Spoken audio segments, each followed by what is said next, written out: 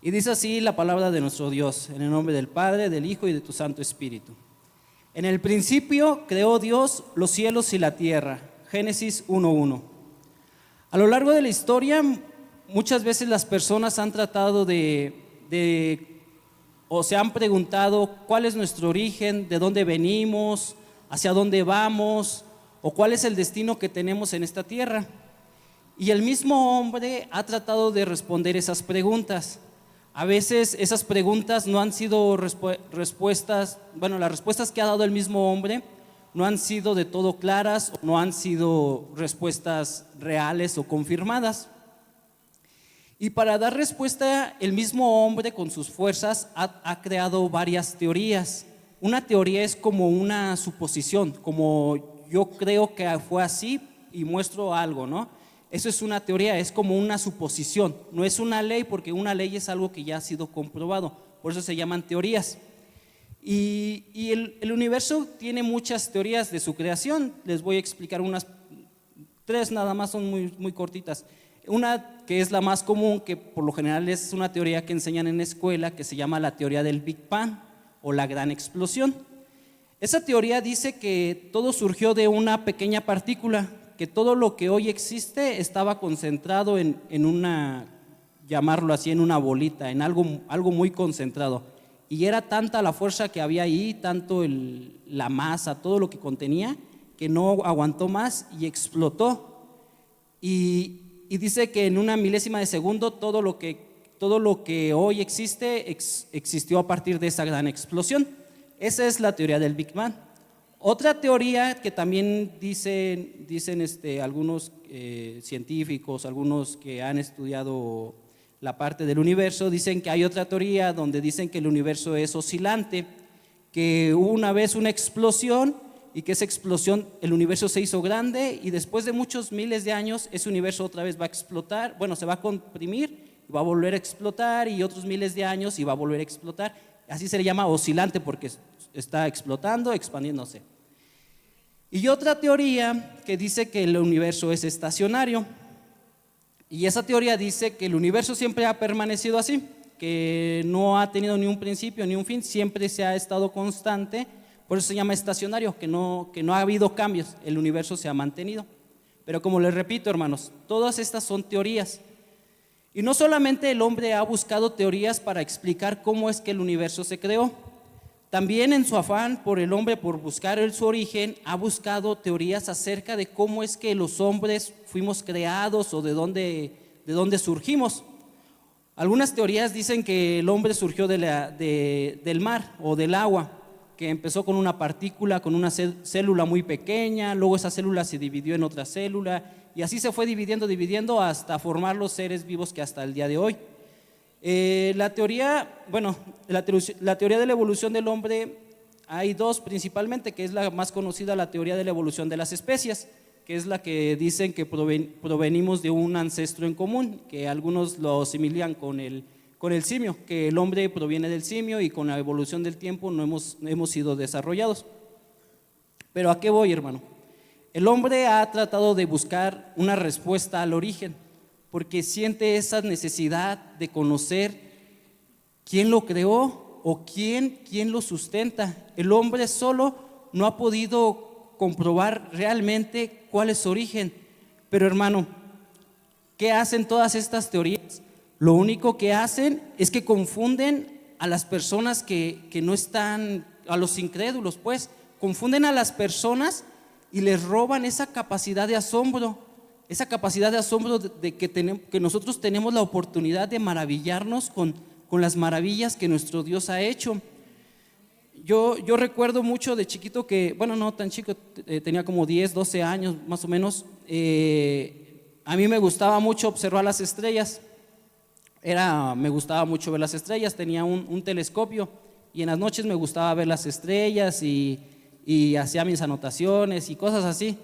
Entonces siempre me ha maravillado ver el cielo, ver la naturaleza, me ha llamado la atención y sin quererlo pues estaba admirando la misma obra que nuestro Dios había creado. Y estas teorías lo único que hacen es confundir a las personas. no le dan una certeza clara de cuál es nuestro origen, hacia dónde vamos. Y se imaginan, si nosotros no conociéramos de la palabra de nuestro Dios, ¿en qué estaría basado nuestra vida o cuál sería nuestro destino? Pues me imagino que estaría nuestro destino basado en el azar o en la coincidencia o pues no tendríamos ni siquiera una esperanza de algún día que fuera a pasar, porque todo estaría en la probabilidad y en lo que surgiera.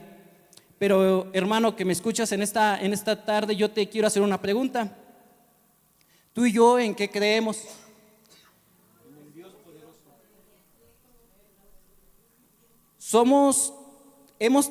¿Hemos perdido esa capacidad de asombro de la naturaleza, de la creación? ¿O todavía hay esa capacidad de asombro en nosotros? ¿Aún nos maravillamos por las obras que nuestro Dios ha hecho?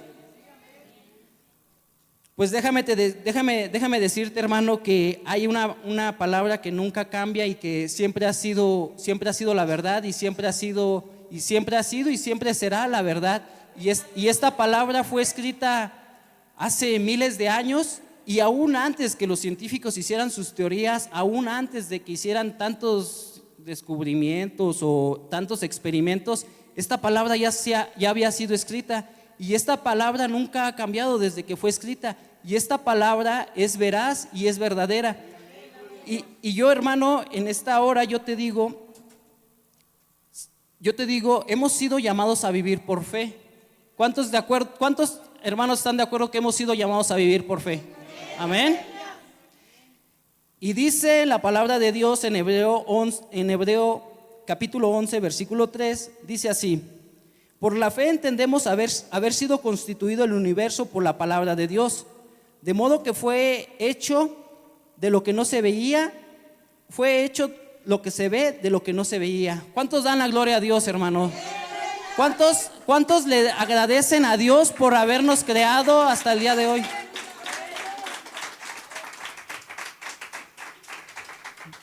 Dice la palabra de Dios que por fe creemos que el universo ha sido constituido por la palabra de Dios. Por la palabra de Dios. Que fue creado de algo que no se veía, lo que hoy vemos. De la nada fue creado todo.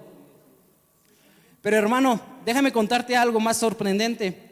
Dice que toda obra artística, por ejemplo, cuando un escultor hace una escultura o hacen una pintura o una obra de arte, pues requiere de ciertos detalles, ¿no? Pero el escultor o el artista se empeña lo máximo para hacer que su obra de arte sea sorprendente. Y yo te digo el día de hoy que nuestra creación, que todo lo que hoy vemos no es la excepción. Al contrario, hermanos, es la mayor obra de arte que ha sido creada, porque no hay nada que se compare a la magnificencia de nuestro Creador. Porque dice que en el principio Dios creó los cielos y la tierra. Aunque es un versículo muy pequeño, podemos encontrar muchas verdades de nuestro Dios, muchas verdades. La primera, nuestro Dios es un Dios creador. Es uno de los atributos de nuestro Dios. Es nuestro Dios un creador. Nuestro Dios creador tiene la capacidad de crear cosas de la nada. Por ejemplo, cuando nosotros vamos a hornear un pastel, necesitamos de ciertos ingredientes: la harina, el huevo, la leche y un horno, ¿no? Pero nuestro Dios no, hermano. Nuestro Dios es capaz de crear cosas de la nada. Él no tiene una máquina donde mete arena y grava y lo que sea y sale una casa. No, nuestro Dios crea las cosas con el poder de su palabra. ¿Cuántos no glorificamos a nuestro Dios por esa grandeza de ser un Dios creador? Y hermano, lo más sorprendente, dice que solo es creado con el poder de su palabra. ¿Se dan cuenta, hermanos? Con solo el poder de su palabra. Por la palabra de Jehová fueron hechos los cielos y todo el ejército de ellos por el aliento de su boca. Porque Él dijo y fueron hechos. Él mandó y existió. Gloria a Dios, hermano. Gloria a Dios, hermanos. Alabemos a nuestro Dios, hermanos, alabemos a nuestro Dios. Y dijo Dios, y las cosas fueron hechas. Él no necesitó de ingredientes, de una maquinita o algo, no. Él nada más dijo y las cosas fueron hechas. Él mandó y las cosas existieron, hermanos. Pero hay una palabra clave, si se dieron cuenta en el versículo anterior, dice que por el poder de su palabra. Y ahorita en Salmos volvemos a encontrar esa misma palabra que dice que por la palabra de Jehová fueron hechos los cielos y la tierra. Yo ahora te quiero hacer una pregunta, hermano, para reflexionar o para poner ahí a girar la ardillita. Génesis nos empieza a hablar donde dice que había un principio, en el principio. Pero la pregunta que yo te hago es, ¿qué había antes del principio? ¿O quién es esta palabra de quien nos habla la escritura de nuestro Dios? Estas respuestas, pues, si no hemos sido capaces de entender cómo fuimos creados, ahora creen que vamos a ser capaces de descubrir algo que había antes de nuestra creación, pues creo que no tenemos esa capacidad. Solamente nuestro Dios es el único que nos puede dar esa respuesta. Y dice que en el principio era el Verbo, y el Verbo era con Dios, y el Verbo era Dios. Este era el Verbo, este era en el principio con Dios. Juan fue el escritor de este versículo, y Juan llama a la existencia de una persona que existía por la eternidad con nuestro Padre, y a Juan lo llama en estos versículos el Verbo. Dice que este Verbo ya existía desde el principio. Cuando fue la creación, el Padre ya estaba conviviendo con el Verbo. O sea, nuestro Padre, el Verbo y el Espíritu Santo no fueron creados. Ellos han existido desde la eternidad y hasta la eternidad. Ese es otro de los atributos de nuestro Dios. Nuestro Dios es eterno. Nuestro Dios no tiene ni un principio ni un final. Dice que en el principio el Verbo ya era con Dios. O sea, Juan nos está enseñando que cuando las cosas fueron creadas, el Verbo ya estaba con Dios. La palabra verbo proviene del griego. Si recordamos, el Nuevo Testamento fue escrito en griego. ¿Y esto por qué fue así? Porque en esa época se consideraba como un lenguaje universal. Es como si ahorita yo quisiera dar un mensaje para muchos pueblos, para muchos lugares. Pues uno de los lenguajes más hablados el día de hoy es el inglés. Entonces, si yo quisiera mandar una carta para que la mayoría de los países la entendieran, yo la escribiría en inglés, porque ahorita ya hay los traductores, ya hay más medios de comunicación que podemos traducirlos, pero en ese tiempo el griego era el lenguaje universal. Entonces, por eso Juan escribió el Nuevo Testamento en griego. Entonces dice que el verbo proviene del griego. La palabra verbo, que le corresponde en griego se llama logos. ¿Escucharon bien? Logos. Logos es verbo, pero en griego. ¿Ok? Y los griegos en su época, ellos ya habían definido esa palabra. El logos, si ahorita tú me dices, ¿qué es el logos? Pues algunos no van a saber qué es el logos, ¿verdad? Pero yo les voy a explicar lo que los griegos ya creían en esa época. ¿Qué significaba el logos? Se los voy a leer. Dice, la palabra griega que se traduce como verbo es el logos. Para los griegos en esa época definían al logos como la razón que domina el universo y que hace posible la existencia del orden. Otros griegos famosos de esa época lo definían como la razón o como la ley que rige todo el universo. Aún, hermanos, se dan cuenta, hermanos, que a veces nuestro Dios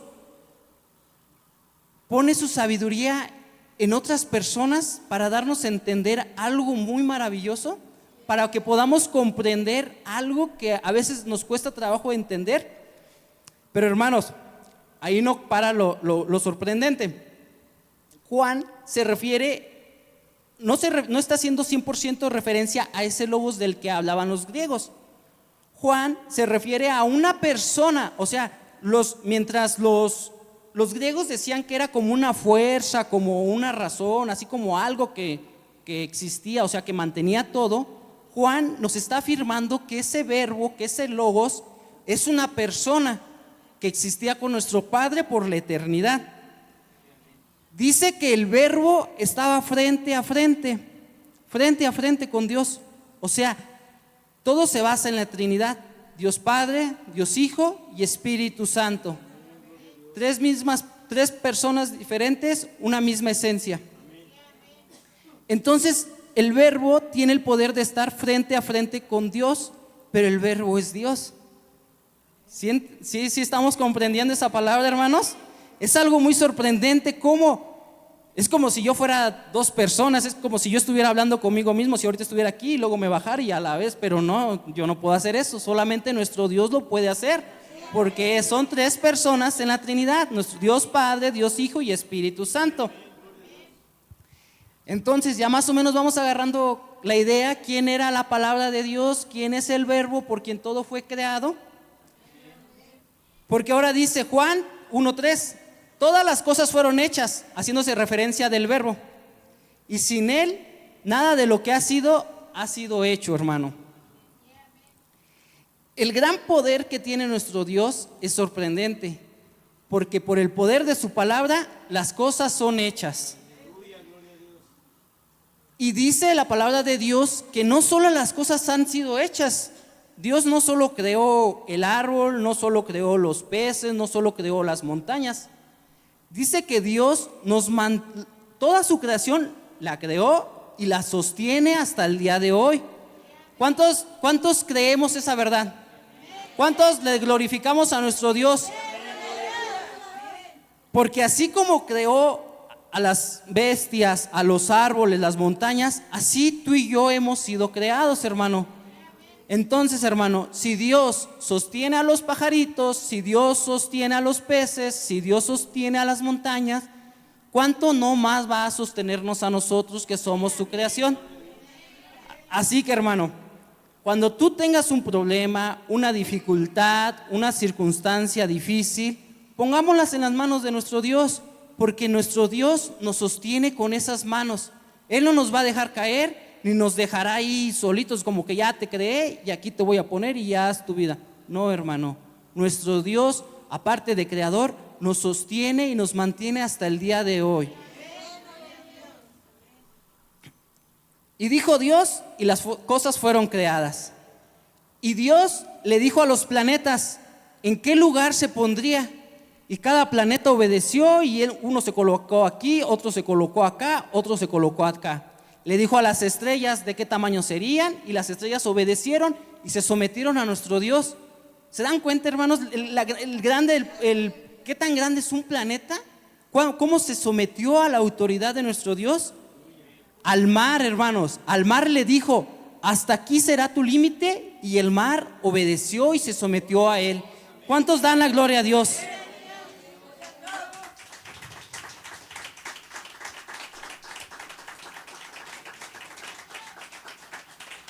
Pero eso no es todo, hermano. A las montañas que tú y yo vemos, aquí está el Cerro de Guadalupe, el Popo, todas las montañas, hermanos. Nuestro Dios les dijo hasta dónde crecerán, y la montaña se sometió y hasta ahí creció. Algunas más chaparritas, algunas más altas, pero todas se sometieron a su autoridad y lo obedecieron y lo adoraron. Las fieras salvajes, esos leones, esos tigres que andan en la selva, nuestro Dios les dijo de qué comerían, de qué se alimentarían. Y las fieras salvajes se sometieron a nuestro Dios y se alimentan de lo que nuestro Dios les ha dicho. A las aves les dijo dónde pondrían sus nidos, y las aves se sometieron a él. Y aún más hermoso, hermano, las flores, hermano, nuestro Dios les dijo de qué color se vestirían, y las flores se sometieron a él y lo obedecieron. Y no, hermano, todo esto de la creación es algo muy hermoso. Todo lo que tú y yo apreciamos es la misma esencia del poder de nuestro Dios. Pero yo no acabo de asombrarme, entre más leo la palabra de Dios, yo más me asombro porque yo cuando hago algo con trabajos, me cuesta mucho trabajo y ahí queda medio chueco, queda medio derecho. Ahora, imagínense, yo pensaba, dije, pues ¿cuánto se ha de haber esforzado Dios para crear todo lo que existe? ¿O cuánto trabajo le ha costado? ¿O cuánta fuerza puso para hacernos? ¿O cuánto fue lo que requirió para crearnos, no? Pero hermano, algo muy sorprendente está en el libro de Job. Dice, he aquí, estas cosas solo son los bordes de sus caminos, solo son la parte más baja de sus caminos de nuestro Dios. Cuán leve es el susurro que hemos escuchado de Él, pero el trueno de su poder, ¿quién lo puede comprender?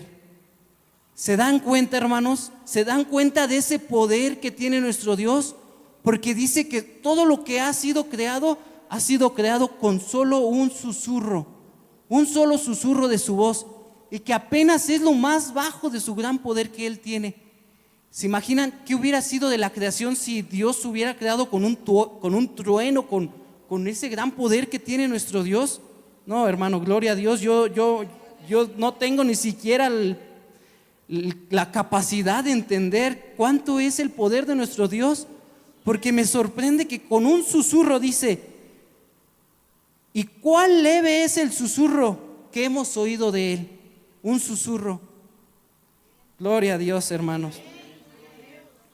Gloria a Dios, hermanos. Pero hermanos, no siempre las cosas son tan buenas como queremos, porque dice que desde el más grande al más pequeño se sometieron a nuestro Dios. Pero en el jardín del Edén, hermanos, nuestro Dios mandó algo a Adán y Eva. Le dijo, de todo árbol del huerto podrás comer, mas del árbol de la ciencia del bien y del mal no comerás, porque ciertamente morirás. Hermano, ese día el hombre, no sé qué pasó por su cabeza, se le olvidaron tantas grandezas, tanto poder de nuestro Dios, como a veces a nosotros. Anda por ahí la serpiente queriéndonos convencer con sus mentiras. Anda por ahí la serpiente hablándonos al oído. Y a veces somos como ese Adán y como esa Eva, que escuchamos a la serpiente en lugar de obedecer el mandato que nuestro Dios nos ha dado. Se nos olvida el poder que tiene nuestro Dios. Se nos olvida la autoridad que tiene nuestro Dios. Y desde ese día, hermanos, déjame decirte que cuando Adán y Eva comieron de ese fruto que Dios les había prohibido, ciertamente murieron como nuestro Dios le había dicho. Murieron en sus pecados, murieron en sus delitos. Y no solamente desobedecieron a nuestro Dios, no solamente le voltearon la espalda a ese mandamiento que nuestro Dios le habían dado. Cuando Adán y Eva les preguntó Dios que qué habían hecho, ellos buscaron excusas, no asumieron su responsabilidad, no fueron lo suficiente, no tuvieron el valor o no reconocieron ese pecado para decir, he pecado en contra de ti, mi Dios, perdónanos. Pero no, hermano, buscaron excusas, buscaron pretextos y pues las cosas no mejoraron, hermanos. Yo te pregunto, hermano, ¿realmente a nosotros nos cuesta mucho trabajo someternos a la autoridad de nuestro Dios? ¿O somos como Adán y Eva, que a veces andamos buscando algún pretexto, alguna excusa para justificar ese pecado? ¿Dudamos del poder que tiene nuestro Dios? ¿O qué estamos haciendo con esa encomienda que nuestro Dios nos ha dado de seguir su voluntad? Desde ese día en el jardín del Edén morimos, hermanos. Morimos porque a causa de nuestros pecados, nuestro Dios, que es santo, 3 veces santo, dice la palabra de Dios, se apartó del hombre, porque no podía existir la santidad en medio de la maldad. Como dice Pablo, por cuanto todos pecamos, fuimos destituidos de la gloria de nuestro Dios. Y lo mismo pasó con Adán y Eva. Fueron destituidos de ese lugar que Dios le había creado para ellos. de ese hermoso paraíso que nuestro Dios les había creado para que ellos moraran. Cuando pecaron, fueron destituidos de ese lugar, y no solo del lugar, sino de la misma presencia de Dios. Pero hermano, no solamente es asombroso el poder de la creación de nuestro Dios, no solamente es increíble ese poder que tiene nuestro Dios para crear cosas de la nada, es aún más sorprendente el amor que nuestro Dios tiene. Es increíble esa misericordia que Dios nos ha tenido hasta el día de hoy. Porque dice, hermano, en su palabra de Dios, que en cuanto el hombre, Adán y Eva, pecaron en contra de Dios, nuestro Dios, en su infinito amor, les dio una promesa, hermanos. Les dio la promesa de un Redentor, el cual vendría a pisar la cabeza de esa serpiente que había engañado al hombre y a la mujer. Dios, en su infinito amor, prometió mandar a un Redentor. Hermano, esta tarde yo te digo, cuando tú y yo somos traicionados, es doloroso para nosotros. Nos duele mucho, ¿verdad? ¿Se imaginan, hermanos, lo que sintió nuestro Dios cuando creó al hombre y le dio solo un mandamiento, que lo obedeciera? Solo le pidió una cosa, que no comiera de ese árbol. Y nuestro Dios fue traicionado, hermanos. Pero hermano, aún con esa traición, nuestro Dios, con su infinito amor, su infinita misericordia y aún su infinita justicia, nos hizo la promesa de la venida de un Redentor. Y yo pregunto, esta pregunta me la hago a mí mismo, como dijo Salomón: ¿qué es el hombre para que Dios tenga memoria de él? ¿Qué es el hombre? ¿Qué somos tú? ¿Qué somos yo? Para que el Creador, el Todopoderoso, el que está en ese trono celestial, se acuerde de nosotros, hermano. ¿Qué somos, hermano? Y aún más, hermano, ¿qué somos para que ese Dios que está en su trono nos visite? Así lo dice Salmos 8:4, hermanos. Y ese Dios que estaba sentado en ese trono descendió de lo más alto, hermano. Descendió y se humilló y se hizo igual que uno de nosotros, hermanos. Porque dice: y aquel Verbo fue hecho carne y habitó entre nosotros, y vimos la gloria como del unigénito del Padre, lleno de gracia y de verdad. Hermano, ese Verbo que había creado todas las cosas, hermano, el Verbo que creaba cosas de la nada, el Verbo que existió por la eternidad, dice que el Verbo se hizo carne, hermano. Se hizo carne como tú y como yo. Se hizo de hueso, de sangre, de carne, con pelo. Se hizo visible. El Dios invisible se hizo visible. Hermano, de verdad que es asombroso ese amor que Dios tiene para nosotros, esa misericordia que Dios ha tenido para nosotros. Porque el Verbo que compartía la gloria con el Padre voluntariamente aceptó venir a nuestro rescate. Porque el Verbo no fue mandado, Él voluntariamente dijo: yo voy en el rescate de ti y de mí. El Verbo fue en rescate, hermano, para que no nos perdiéramos, mi hermano. Dice que el Verbo fue tentado en todo, que fue tan hombre como tú y como yo. Pero la única diferencia, hermano, que el Verbo no pecó jamás. Él pecó, y a veces decimos nosotros: es que esta prueba está bien difícil, es que esta tentación ya no aguanto, ni modo, voy a desobedecer a Dios. No, hermano, el Verbo fue tentado en todo, aún más que tú y que yo fue tentado, y nunca pecó. Era tan hombre como yo, tan hombre como tú, tan hombre como tú. Era de carne y sangre, hermano. Era el mismo Dios encarnado, hermano. El mismo Verbo que recibía la adoración en los cielos de día y de noche, Los ángeles le adoraban, millares y millares de ángeles cantándole: Santo, Santo, Santo. Ese mismo Verbo que estaba al lado del Padre, siendo tan rico, se hizo pobre para que por medio de su pobreza nosotros fuéramos enriquecidos, hermano. ¿Cuántos no agradecemos a ese Verbo que ha bajado de lo alto, a ese Verbo que se ha encarnado para nuestra salvación? Gloria a Dios, hermano. Gloria a Dios, hermano.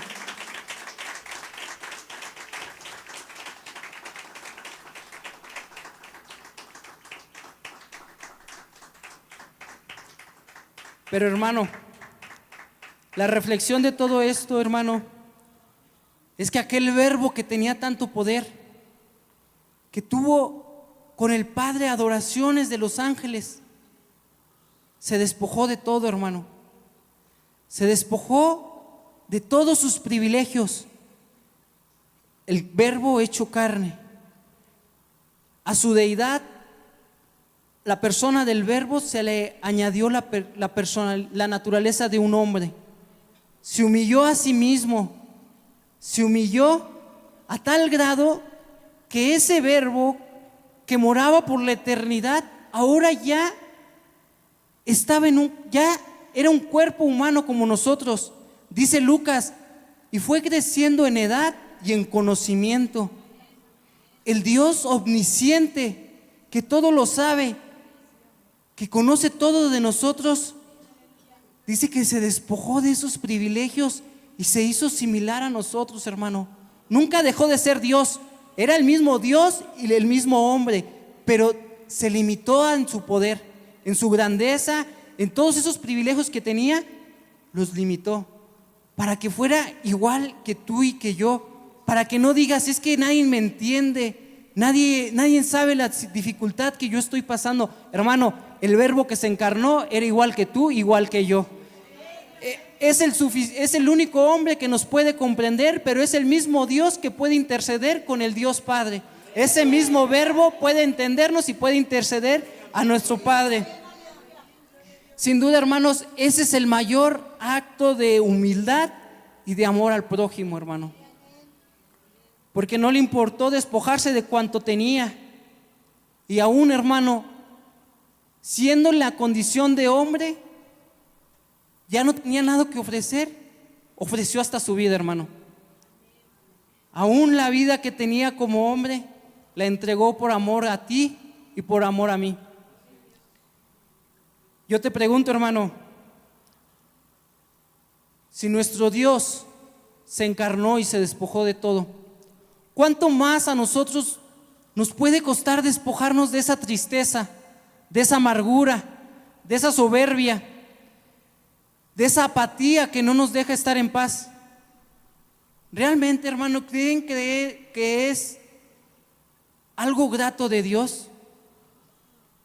¿Que no podemos soltar ese enojo, ese coraje, esa duda?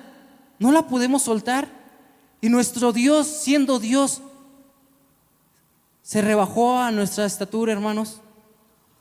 Yo te pregunto, hermano, ¿cuánto más tenemos que esperar para ser lo suficientemente maduros de aceptar la voluntad de nuestro Dios? ¿Cuánto más necesitamos esperar para vivir como Dios demanda, para cumplir esa ley que nuestro Dios demanda? Porque dice que el Verbo encarnado atesoraba la ley de su Padre, y no solamente la atesoraba, sino que en su ley se deleitaba. Se deleitaba en cumplir la ley de su Padre, hermanos.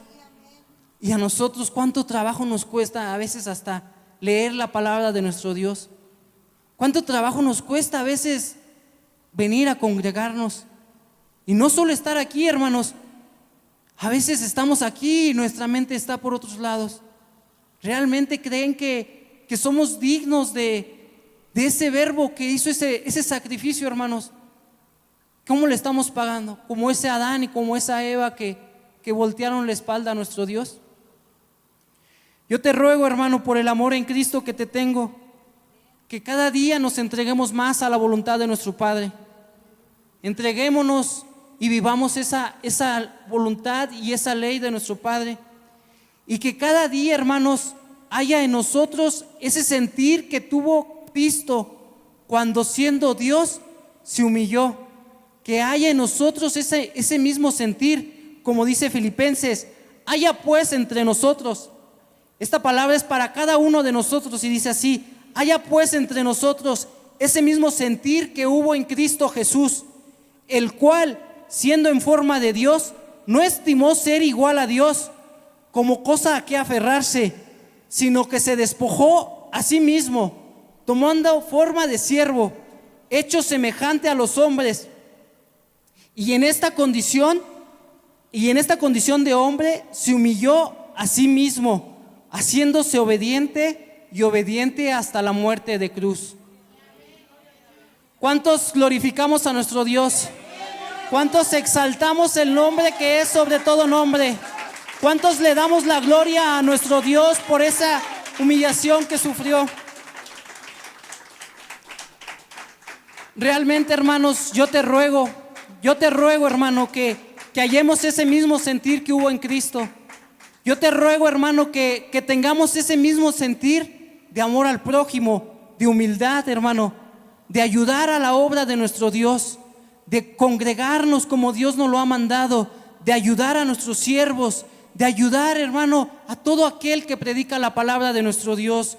Yo te invito, hermano, que seamos como el Verbo que se encarnó, que no le importó despojarse de todo lo que tenía. Dice, y siendo rico se despojó de todo. Despojémonos de ese orgullo, de esa soberbia, de esa pereza. Despojémonos de todo, hermano.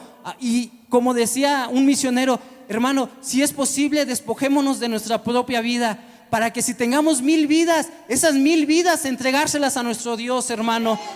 Despojémonos de todos, hermano, porque dice en su palabra que el que se humilla será exaltado, hermano. Y todo esto que yo te digo, hermano, es para poner nuestra mirada en Cristo. Es para poner la mirada en aquel que descendió de los cielos y habitó entre nosotros. Aquel que se humilló hasta la muerte y muerte de cruz. Porque dice que el que se humilla será exaltado. Y por lo cual nuestro Dios Padre que está en los cielos dice así: por lo cual también Dios le ha exaltado hasta lo sumo y le dio un nombre que es sobre todo nombre, para que en el nombre de Jesús sea doblada toda rodilla de lo que está en los cielos y en la tierra y debajo de la tierra, y toda lengua confiese que Jesucristo es el Señor, para gloria de Dios Padre. ¿Se dan cuenta, hermanos? Aún cuando nuestro Dios exaltó a Jesús, ¿se dan cuenta cómo termina el versículo? Para gloria de Dios Padre. ¿Se dan cuenta de la humildad que tiene el Verbo? ¿Se dan cuenta de la humildad que tiene nuestro Señor Jesucristo? Todo lo que hizo, hermano, jamás tomará un reproche, jamás nos dirá: yo morí por ti, yo hice esto por ti. Jamás, hermano, jamás. Todo lo ha hecho para la gloria de Dios Padre. Hallemos ese mismo sentir, hermano, que exista en cada uno de nosotros, hermano. Porque algún día, hermano, tu nombre, mi nombre será olvidado, hermano. Pasarán los años y se olvidarán de nosotros, hermano. Pero que el nombre de nuestro Dios siempre sea recordado, hermanos. ¿Cuántos glorificamos el nombre de nuestro Dios? ¿Cuántos exaltamos ese nombre que es sobre todo nombre? Solo a Dios sea la gloria, hermanos. Yo los invito, hermanos, que nos pongamos de pie y escuchemos esta bonita alabanza, y que alabemos al Verbo, alabemos a Jesús, aquel que se humilló hasta la muerte, aquel que entregó todo lo que tenía para nuestra salvación. Si me ayudan, por favor, no se cansen, hermanos, de alabar el nombre de nuestro Dios. No se cansen de exaltar, porque Él es digno, hermanos. Él es digno, hermano, de recibir toda gloria, hermano. Alabemos a nuestro Dios, hermanos.